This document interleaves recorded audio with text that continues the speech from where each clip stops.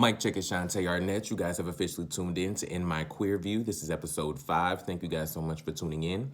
This is the discussion series where we dive into and dissect the queer experience, my personal journey within it, and my perspective on it.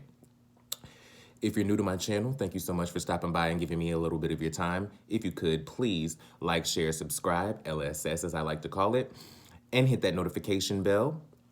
Do all the things that your favorite YouTubers tell you to do on their channels, basically. If you're returning to my channel, hey girl, welcome back. Thank you so much for coming back and giving me a little bit more of your time. I appreciate you. Now, today we are going to talk about being the queer sheep. I know the famous expression is the black sheep, but I have a show about the black experience. So in this aspect and in this episode, being in my queer view, we're going to talk about being the queer sheep.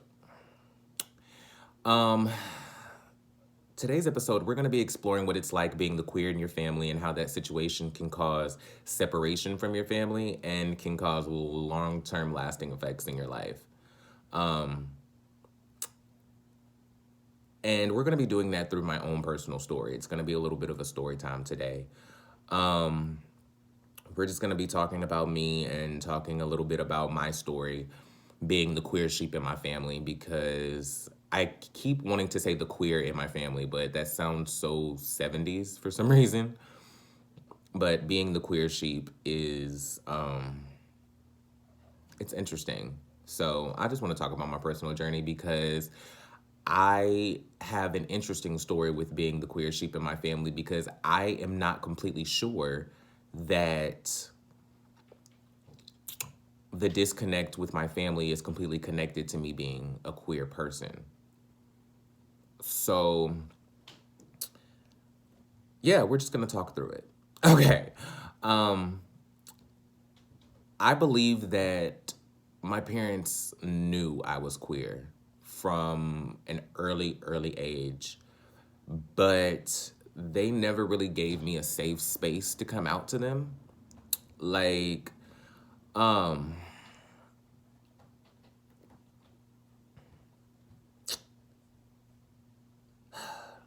it's one of those things where it's like,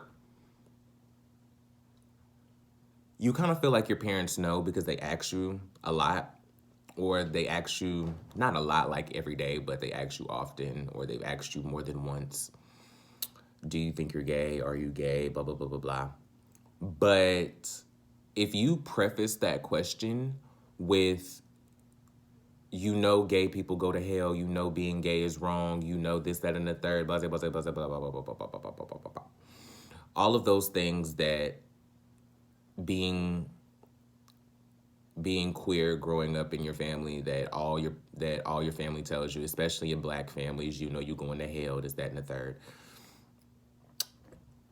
It never created a space for me to feel comfortable or safe enough to open up. Do you know what I mean? And I've just realized through an episode of Essays with Essay, actually, I kind of talked myself into this realization that I am less concerned with the people who are there to be by my side and more so concerned that I am in a safe space to be vulnerable. So even if I'm not talking to anyone, like I said in the episode, even if I'm just talking to this camera and nobody watches this video, I'm still getting help because I'm talking myself through it and I'm talking it out loud and I'm saying it and I'm getting it off my chest, right? So with that being said, I always felt this disconnect from my family, which always kind of led me to have this like broken sense of self-esteem that I still struggle with to this day. Like, I still struggle with it to this day, even being a drag entertainer. Being a rapper, being a dancer, I've been, you know, pursuing a career in entertainment for more than half of my life. So even in that, I have struggled with a really rocky sense of self-esteem because I kind of always felt less than or not deserving of love because I felt like my parents either one, didn't love me because I was queer, or two,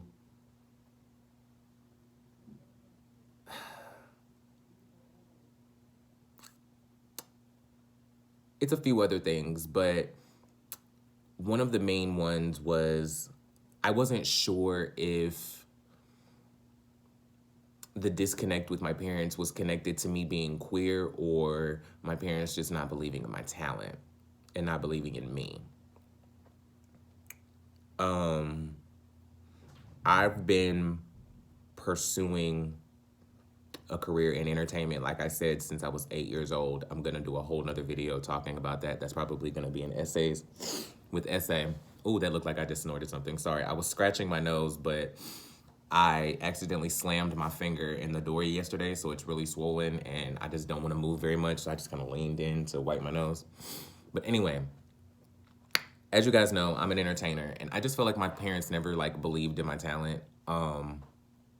Like I expressed that I had a desire to be in entertainment and, you know, that it was my passion. It was what I wanted to do more than anything in the world. And I just kind of like never felt like that was nurtured or even given like a true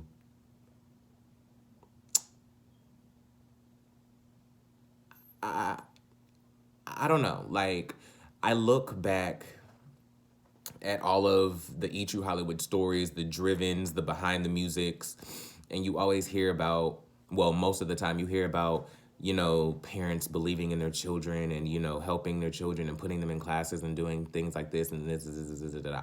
I never had any of that.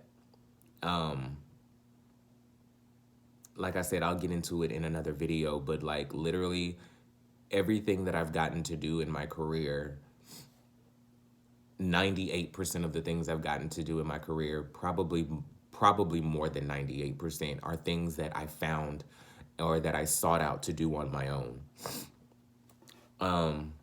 Looking back, I'm not sure if they just didn't think I was talented or if they knew that I was gay and didn't think that somebody who was obviously feminine could make it. I'm trying to find a silver lining or try to find some sort of understanding in that because it's a juxtaposition of your dad telling you that I expect you to be the next Michael Jackson. You have the talent to be the next Michael Jackson, but I'm telling you that I want to pursue a career in entertainment and you have no desire to help me get there, but you have these expectations. Do you know what I mean? Like, let's be honest. My singing voice was never going to make me the return of Sylvester, right? So I can see how they would think that it would be a long shot as far as me singing, hence why I rap now. But I'm a dancer, and I could have damn sure toured with anyone you put in front of me. So I don't know. Like, I'm still slaying stages to this day, all these years later. Speaking of, church announcement. We have the House of Menthol, is what I mean by we. We have our next bathhouse coming up. And what that is, if you live in the Dothan area, I'm sure you've heard about it. Bathhouse is the curated drag experience created by myself and my housewife, Luna Rosa. And we are elevating the presence of alternative drag in the Wiregrass. So if you're in the Dothan, Alabama area, make sure you set your calendars. The event is coming to Facebook soon.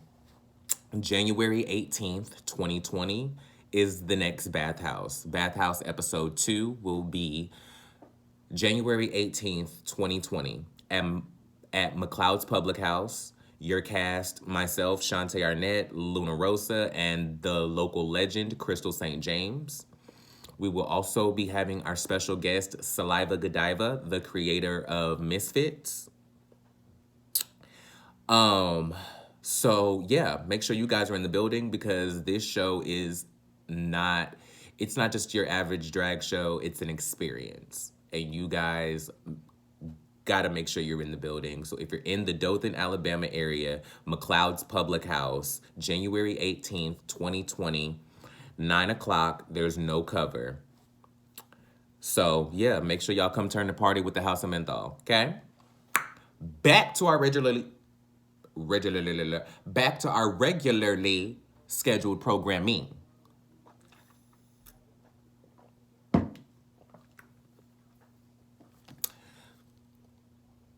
Taking my own responsibility in this situation, though,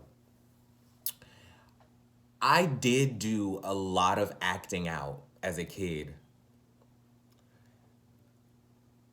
I acted up a lot. I stayed in trouble. I stayed on punishment.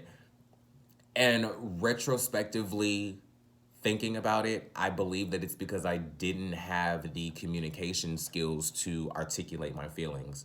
Like I've said, I'm an introvert. I'm somebody who's very into myself. I believe I get that kind of, I believe that I get those tendencies from my mother. I think that she is also very introverted and she's also very to herself and she's very closed in. But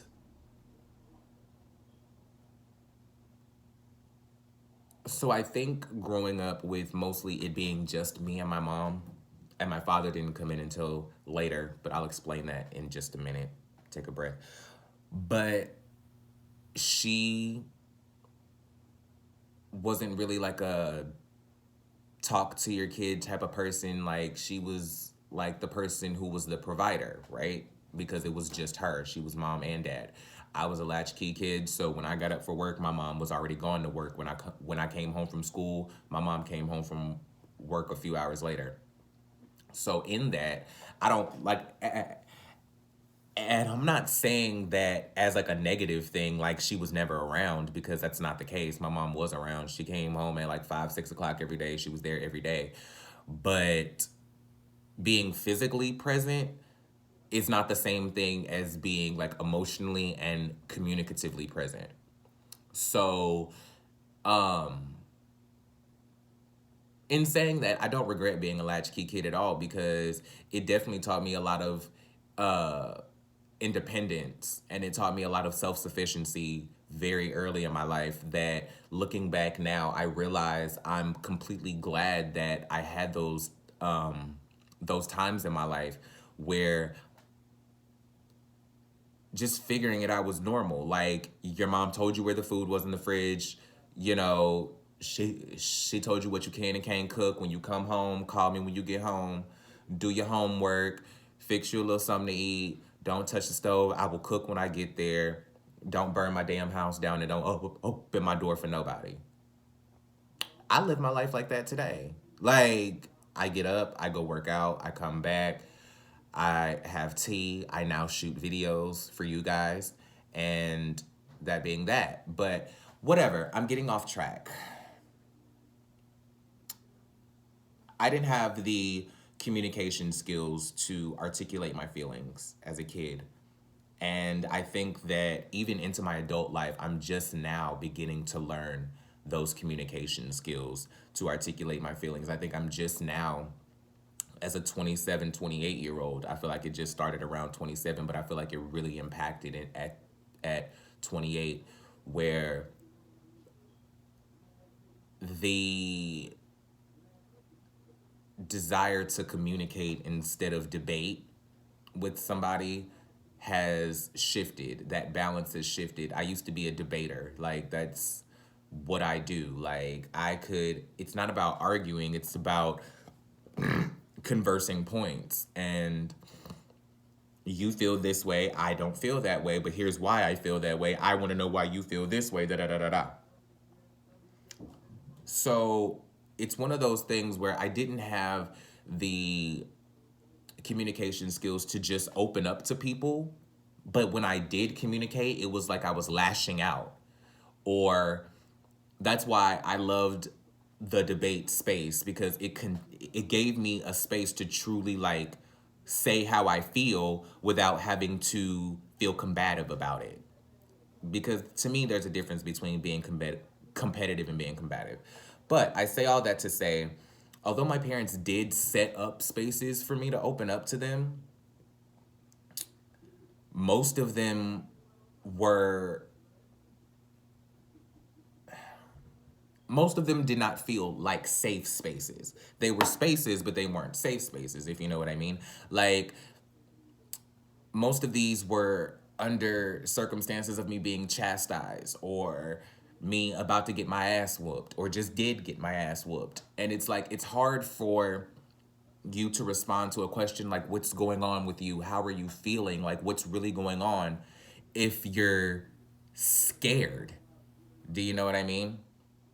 Now, mind you, most of these ass whoopings I did deserve. I'm not gonna lie. Like I said, I did do a lot of acting out as a child because I didn't have the communicative skills to articulate myself. So I did do a lot of acting out. I'm not gonna lie. Like, it's not like I'm retrospectively calling Child Protective Services on my parents. Do you know what I mean? But I love how I just flip my hood like a bang, like a little piece of hair. Go off. But I was scared to death of my father. And the reason I say it like that is because he was kind of the person who led a lot of the conversations in my life. Because my mother was kind of like a passive individual. She was very introspective. She was very introverted. And so she kind of just like aided his lead. Do you know what I mean? They're a great team. But I was scared to death of my father because it was hard to see him. It was hard to see him at the time as anything other than the person who came into our lives to be the disciplinarian, right? It was hard because, looking back, it just seems like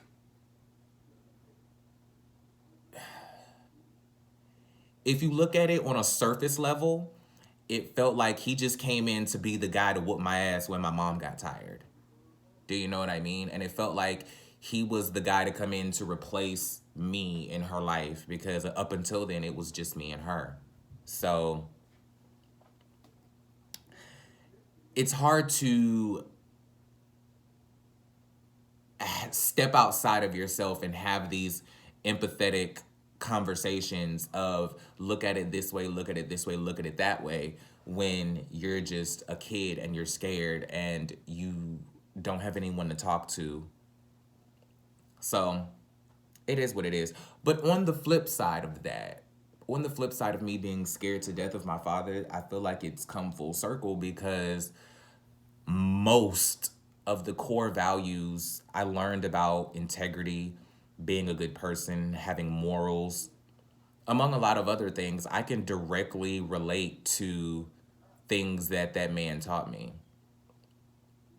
A lot of the things that I learned about having integrity, about being a good person, about keeping your word, about doing the right thing, about all of those things, I learned from my dad, from my father. And I honor him every day for that. So, would I have taken the lessons differently? Yeah, of course. But I won't change them because I still learn the same lessons regardless. Do you know what I mean? That, and I can't afford a time machine. So, until y'all can get Stewie on the phone and I can borrow his, we can't change it. I say all that to say that I have unanswered questions about why my parents didn't embrace me more as a child. It was already a thing about why, like, my dad used to say this growing up. He was like, you and your mom are like roommates. Like, y'all live in the same house and y'all don't talk to each other. It's weird. How do y'all do that? And I was like, I just I'm just like my mom in that way. I'm very just introverted into myself. I was in my room reading books and learning choreography and taking things apart and putting them back together and this, that, and the third. So I was in my room doing what I was doing, and she was in her room doing what she was doing, and we just kind of lived our lives like that. I don't know, but I do have a lot of unanswered questions about my childhood and why my parents didn't, I feel, didn't embrace me more. And I don't know if it's because they knew that I was a queer person and they just didn't know how to interact with that. They just didn't know how to deal. Not that I have any expectation of them to, because I was never confident enough to come out to them officially. So it's not like they actually had the task of trying to figure that out, because I never was confident or comfortable enough to come out to them. But on top of the eventual acting out and all of that other stuff, it just kind of like led to the divide and the divide, and then I ended up not living with my parents and living with my grandmother for a while. So then the space on top of that emotional divide, it's crazy. So now with me being an adult and still having these unresolved answers and still having these like confusing narratives about my life that I'll never understand for real, I am just currently choosing to embrace the emphatic relationship that my parents want to have with my daughter. My parents are both so obsessed with my kid. It's really beautiful to see. And so I'm finding a way to find healing in that. And so I cannot wait to be able to fully nurture their relationship to the fullest of my ability. I'm choosing to find closure, and I'm choosing to find healing in the relationship that my parents are going to have being grandparents to my daughter. So, yeah, that is kind of what that is. Another side of me being the queer in my family is after living with my parents. And for a short period of time, I went to go live with my dad, my biological father, in Las Vegas. Now, when I say my father, I'm talking about my stepdad that my mother is currently married to, who's been in my life since I was like 8 years old.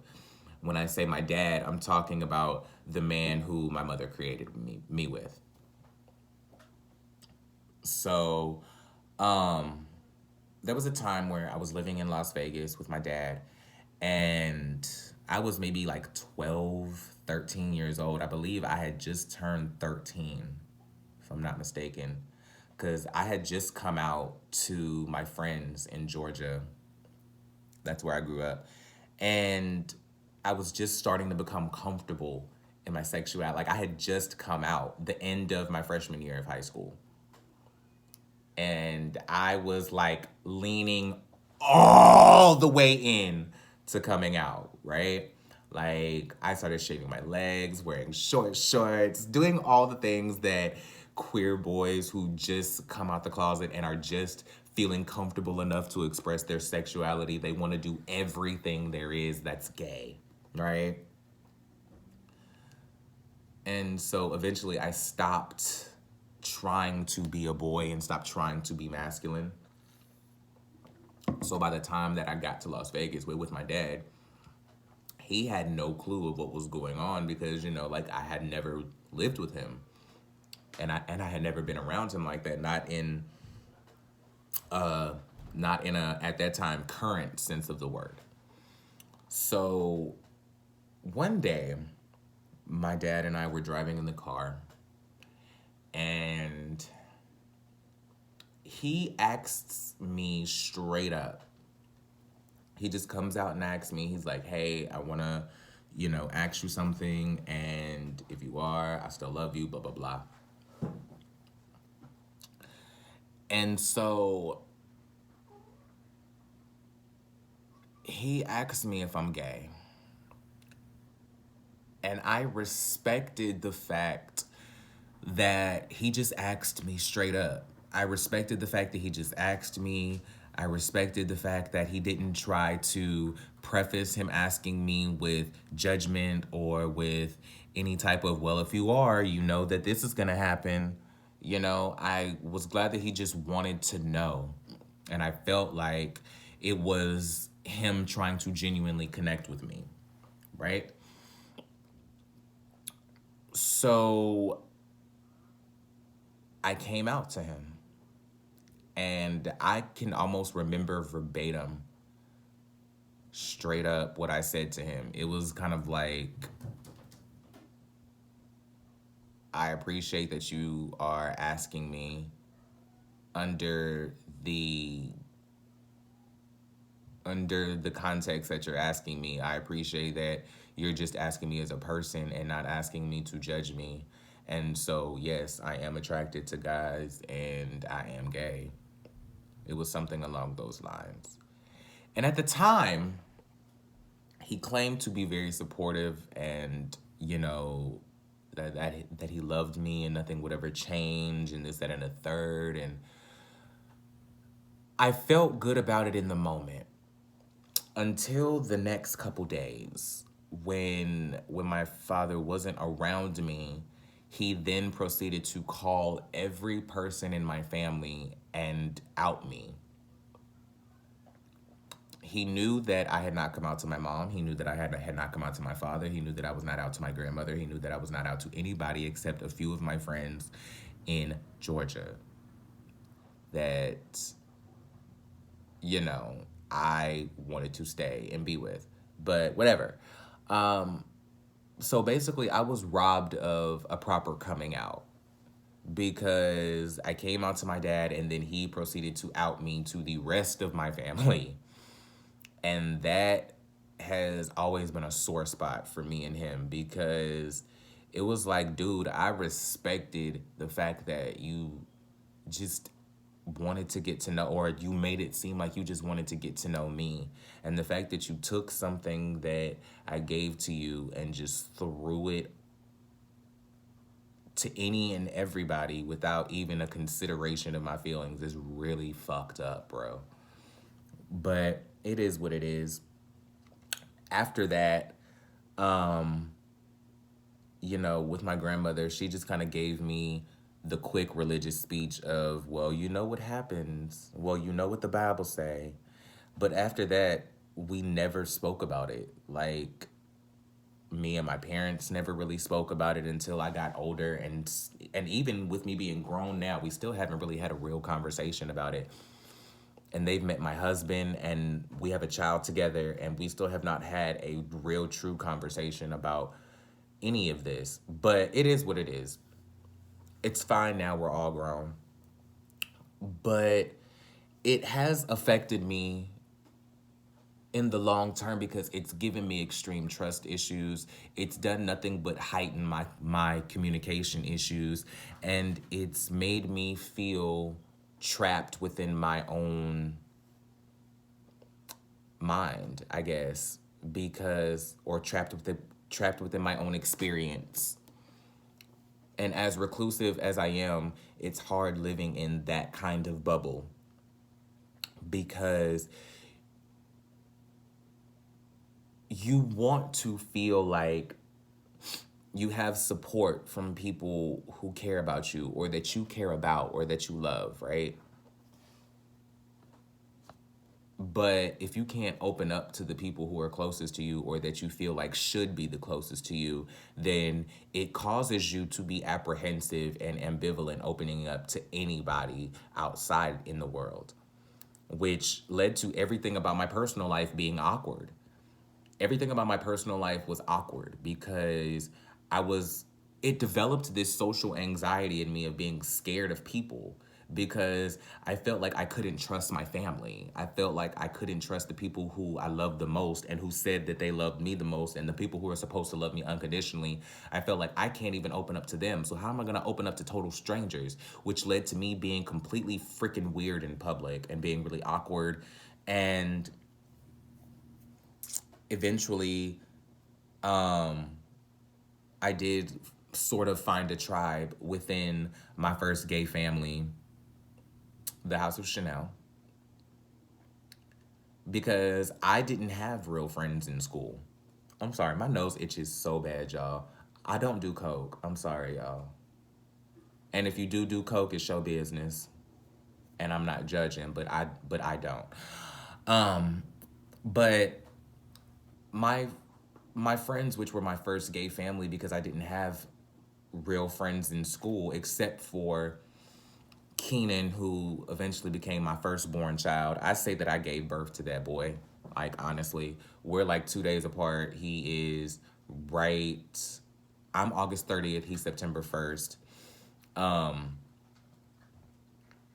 We are so much alike. It is crazy. Like, I feel like I did give birth to him. Like, that's my first queer child, Keenan.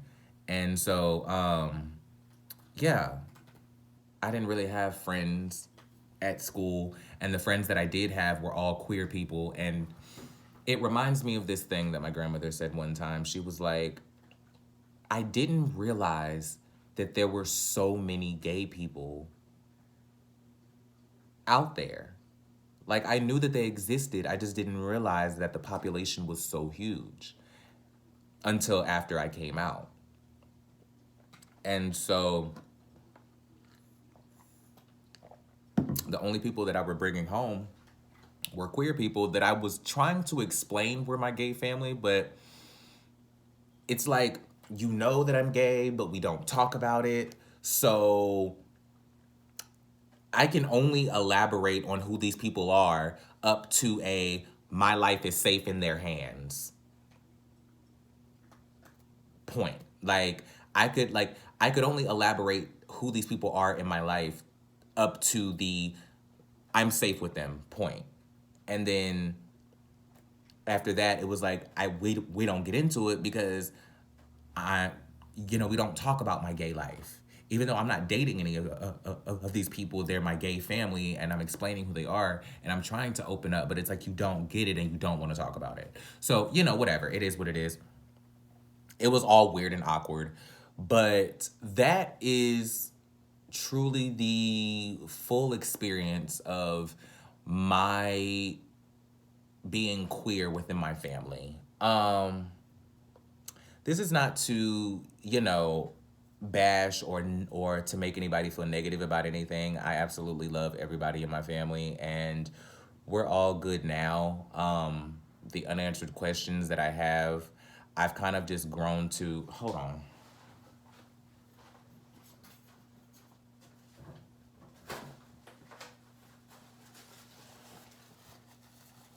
I've kind of just grown to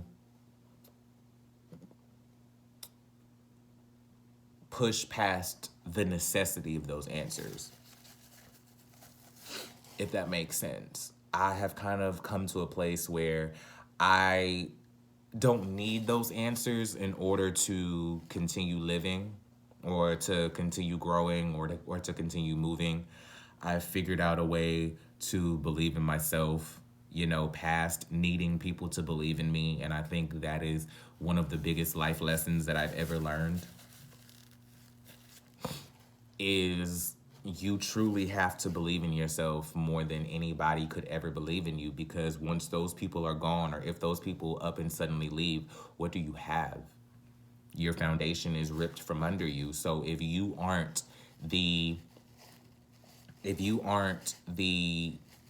your biggest fan, then you have no fan club. That just kind of is what it is. But I say all that to say, this was my experience being the queer sheep. Yeah, I'm gonna wrap up here because I don't really have much more to say about being the queer in my family. I want to do a part 2 to this video at some point with my husband, because I think that he has a really great story as well that I think that a lot of you people will relate to. And I think that his story and my story and how we came together to tell our story or to write our story is such a crazy tale. And I think maybe one day when he comes back off a tour, that maybe we can set that up. So maybe one day I'll do a part 2 to this. But I want to call for your guys' personal experiences, and I want to know what it was like for all of you guys being the queer person in your family, person of color or not. I just want to know if you're a queer person, gay, bisexual, pansexual, asexual, all the sexuals, transsexual, all the sexuals. Like I said, let me know about what it was like being the queer person in your family and how your family reacted and what your stories are. I would love to hear about them all. I want to have a conversation with you guys. Like I said, that's why I do these videos. So, yeah, I appreciate you guys. This has been In My Queer View. This is episode 5, if I'm not mistaken. Thank you guys so much for watching. Like I said, if you're new to my channel, I appreciate you stopping by and giving me a piece of your time. If you could, before you go, like, share, subscribe, hit the notification bell. Do all the things that your favorite YouTubers tell you to do in their channels. If you're returning to my channel, hey girl, welcome back. Thank you for stopping back by and giving me some more of your time. I appreciate hanging out with you. And a POC POV airs Monday, Wednesday, Friday. In My Queer View is Tuesday, Thursday, Saturday. Essays with Essay. I don't have a set schedule for those. I'm gonna try to drop them more frequently though, because now that I finally figured out what the show should be about, just about, you know, my mental checkup with myself and me talking through my feelings and just kind of relating, parlaying and relating, if you will, as well as discussing just random topics in the culture and in our country. I'm gonna try to drop those more often. I don't necessarily know when. Yesterday I did two episodes, so who knows? I may do another one today. I may do another one tomorrow. We'll see. But make sure you catch up. Make sure you LSS, like, share, subscribe. Make sure you hit the notification bell. I appreciate you guys. Taymates, I love you so much. I appreciate you. Send me your personal stories. Hit me in my comments. Hit me on social media at Shantae Arnett, SHAWNTAEARNETTE. I am the only Shantae Arnett on earth. So if you look me up and you spell my name right, I will be the only person you see. Okay? With that being said, I'm getting ready to clock out. Thank you guys so much for watching. If you have any questions or suggestions for any of my shows, a POC POV, in My Queer View, Essays with Essay, make sure to hit me up. Y'all know where to find me in the comments and on social media. And with that being said, I'm getting ready to go on break. Peace.